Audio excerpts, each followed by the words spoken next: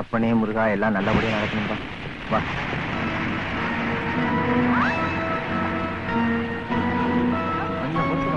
உனக்கு வழி வந்த உடனே மச்சானுக்கு போன் பண்ணி சொல்லிட்டேன். இன்னும் அவர் புறப்பட்டு வந்துட்டு இருப்பாரு.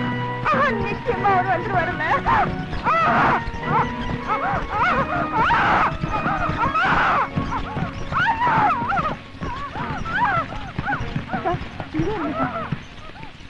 இப்ப பிரசவத்துக்கு வந்திருக்கிறது செல்வபுர ஜமீன் பூபதி ராஜாவோட மனைவி, என்னோட சிஸ்டர். தலைப்பிரசவம், கொஞ்சம் ஜாக்கிரதையா பாத்துக்கங்க. நீங்க ஒண்ணு கவலைப்படாதீங்க. அவங்களுக்கு ஏற்படுத்துறது வாட் பெயின் தான். எப்ப வேணாலும் டெலிவரி ஆகலாம். எங்களால முடிஞ்சதை நாங்க செய்வோம். ஜமீன்தார் கண்டிப்பா வந்துருவாரு இல்லையா? வந்துருவோம். சரி.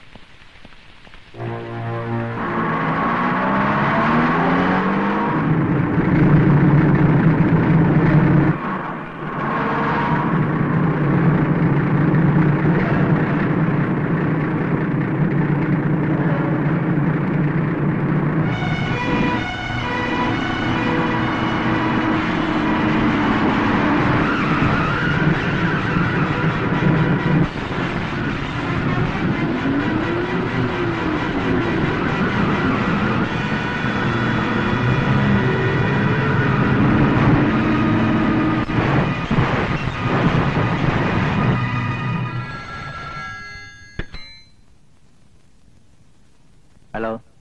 கார் லாரி மோதல், கோடீஸ்வரர் ராஜேந்திர பூபதி மரணம்னு இன்னைக்கு சாயங்காலம் பேப்பர்ல வரும். ஆஸ்பத்திரியில இருக்க எங்க அக்காவுக்கு இந்த செய்தி போய் சேர்றதுக்குள்ள நான் சொன்னதை நீ செஞ்சிரு.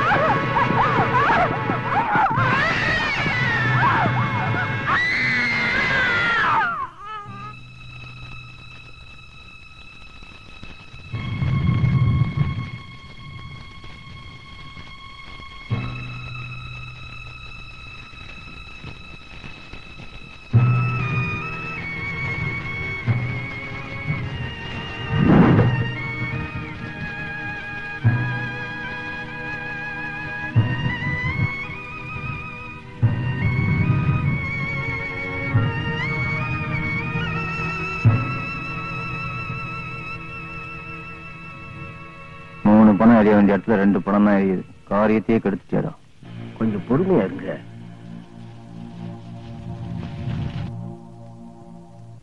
ரொம்ப வருஷமா வாரிசே இல்லாத உங்க மச்சான் ஒருவேளை தனக்கு குழந்தையே பிறக்காம போயிடுச்சுன்னா தன் மனைவிக்கு அப்புறம் இந்த சொத்து பூரா ஆறுபடை வீடு முருகன் கோயிலுக்கு தான் சேரணும் இந்த உயில் எழுதியிருக்கார். வச்சிருவானுங்களே அவனா கோயில் ஒருத்துக்கு எழுதி வச்சிருவானுங்களே. சார் மேல சொல்லுங்க. நல்ல வேலை, இப்ப அதுக்கெல்லாம் ஒரு அவசியம் இல்லாம போயிடுச்சு. சாகிறதுக்கு முன்னால அவங்க ஒரு வாரிசு பெத்து போட்டுட்டு போயிட்டாங்க. அந்த குழந்தை மேஜர் ஆகிற வரைக்கும் அதுக்கு கார்டினா இருந்து இந்த சொத்தையும் அந்த வாரிசையும் பராமரிக்க வேண்டியது உங்க பொறுப்பு. ஏன்னா இப்ப அந்த குழந்தைக்கு ரத்த சம்பந்தமா இருக்கிற ஒரே உறவு நீங்க தான். இத நான் சொல்லல, சட்டபூர்வமான இந்த உயில் சொல்லுது. வக்கீல் சார், ஒரு சின்ன சந்தேகம். என்ன? ஒண்ணு இல்ல, ஒருவேளை இந்த குழந்தைக்கு பேதி, ஜுரம், கக்குவான், இருமல் வந்து இடையிலேயே பொட்டுன்னு போயிடுச்சுன்னு வச்சுக்குங்க. அப்ப இந்த சொத்து லம்பா எங்க போய் சேரும்? அப்போ இந்த சொத்துக்கள் எல்லாம் ஆறுபட வீடு முருகனுக்கு தான் சேரணும்னு இதுல இருக்கு. கிழிஞ்சது போ ஐயா. அப்புறம் நீங்க முருகனை தேடிக்கிட்டு மலைக்கு மலை தாவிக்கிட்டு பரிவட்டத்தை தலையில சுத்திக்கிட்டு பஞ்சாமிரத்தை நக்கிக்கிட்டு தான் அலையணும்.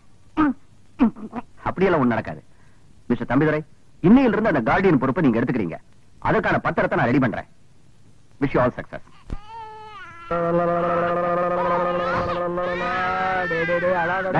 ஏன்டா என்ன குழந்தை அழுகுது? பசி தாங்க முடியாம அழுதுங்க. பாலை கொடுத்து தொலைக்க வேண்டியதானே? பசும்பாலை கொடுத்து பார்த்தங்க, தாய்ப்பால் ஏன்பா விஸ்வா, குழந்தையோட அம்மா தான் செத்துட்டாங்கல்ல, அப்புறம் எப்படி தாய்ப்பால் கிடைக்கும்? அது இந்த பச்சை குழந்தைக்கு எப்படிங்கயா தெரியும்? அதுக்காக தெரு தெருவா அம்மா பால்னு பிச்சை எடுக்க சொல்றியா? முடியும். யோ கணக்கு, காசை விட்டறிஞ்சா எந்த பிச்சைக்காரியா இந்த குழந்தைக்கு பால் கொடுத்துட்டு போறா? என்ன பொறுத்த வரைக்கும் இந்த குழந்தை உயிரோட இருக்கணும். நீ என்ன செய்ய ஏது செய்ய, இந்த குழந்தைக்கு பால் கொடுக்க உடனடியா ஒரு பொம்பளைய கூட்டிக்கிட்டு வர்றேன். முருகா,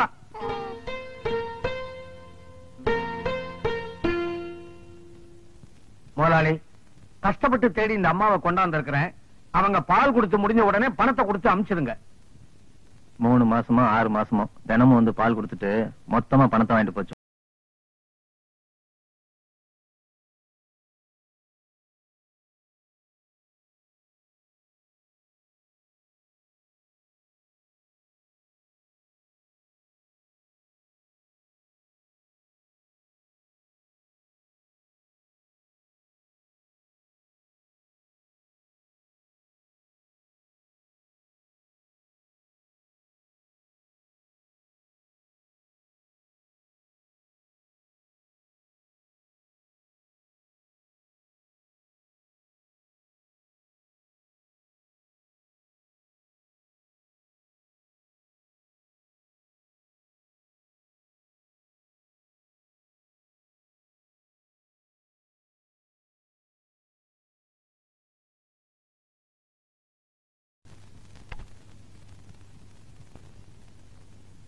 எல்லாரும் சந்தோஷமா இருக்க இந்த நேரத்துல குட்டி ராஜா சக்திவேல் என்னை விட்டு பிரியறான்னு நினைக்கும் போது எனக்கு ரொம்ப வருத்தமா இருக்கு.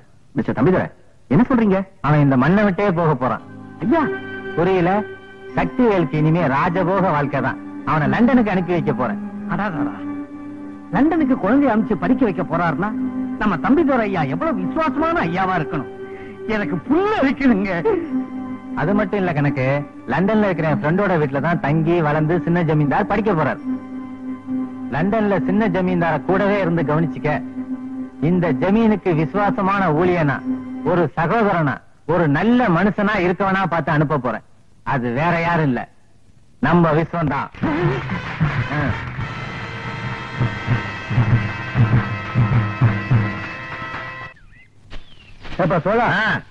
லண்டனுக்கு கூட்டிட்டு போறேன்னு சொல்லிட்டு இந்த காட்டு பங்களா கூட்டு வரி என்ன?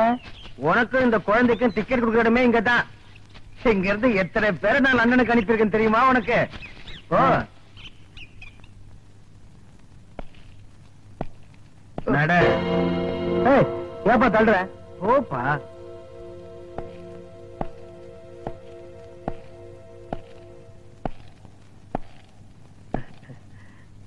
ஐயா, டிக்கெட் வாங்கிட்டீங்களா? ஓ, லண்டனுக்கா? உனக்கும் சின்ன ஜமீன்தாருக்கும் இன்னும் 25 வருஷத்துக்கு இந்த காட்டு பங்களா தான்டா லண்டன். ஐயா, என்ன சொல்றீங்க? இதுக்கே நீ இவ்வளவு ஆச்சரியப்படுறிய? இந்த ஜமீன் சொத்துக்காக எங்க அக்காவையும் மச்சானையும் கொன்னதே நான் தான்டா. ஒரே கல்ல 2 மாங்காய். ஒரு மாங்காய் சொத்து, இன்னொரு மாங்காய் குழந்தை. கல்யார் தெரியுமா? நீதான். ஐயா, இது அநியாயங்க. ஏய், கல்லெல்லாம் பேசக்கூடாது. டேய்,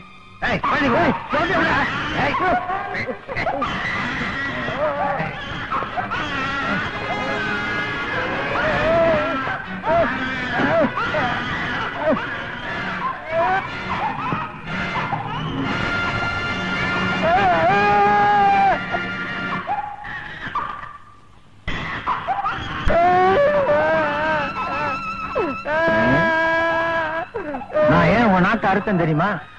உனக்கு ஏற்கனவே எழுத தெரியாது, படிக்க தெரியாது, இனிமே பேசவும் கூடாது. அதுக்குத்தான் இதே மாதிரி ஒண்ணும் தெரியாம அவனை நீ வளர்க்கிற, மேஜர் ஆகுற வரைக்கும்.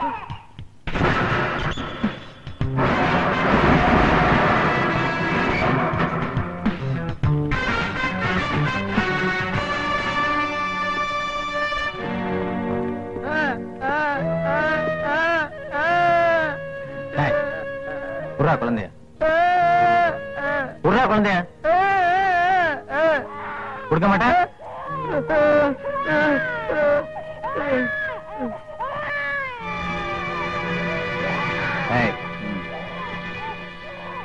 அடாடா